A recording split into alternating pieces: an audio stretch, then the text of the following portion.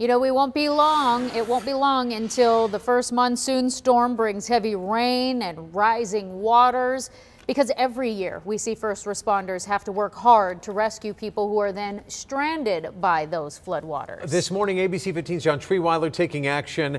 He's live with first responders, showing all of us how to not become a victim. Good morning, John.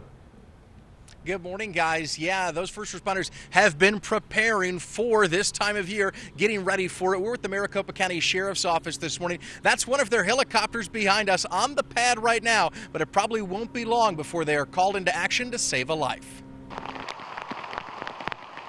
If you've been through a monsoon, you're familiar with scenes like this and the swift power of water, causing roads to flood, rivers to overflow, and witnessing its strength, sending first responders into daring and dangerous rescues. The thing about water, especially water that's moving, is obviously it's real dynamic. It's relentless. You can't really shut it off. A cubic foot of water can weigh 60 pounds per cubic foot, and when it's moving, it doesn't take much to wash you away or pick up cars and even sometimes homes, floating away like pool toys. Only takes about 10 inches of water to kind of lift a vehicle off of the roadway.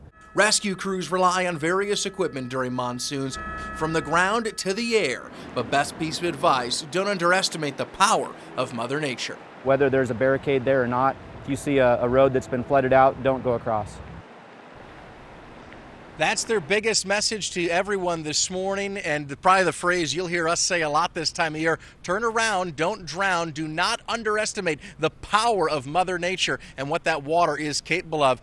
Dan and Nohe, coming up in just a little bit, we're actually going to put this helicopter in the air out here with the Maricopa County Sheriff's Office, and they're going to demonstrate for us live a rescue and show us what they go through and what can happen during those dangerous times, guys. Yeah, one of the most difficult but important jobs here in the Valley, especially during this time of year. Thanks so much, John. Yeah,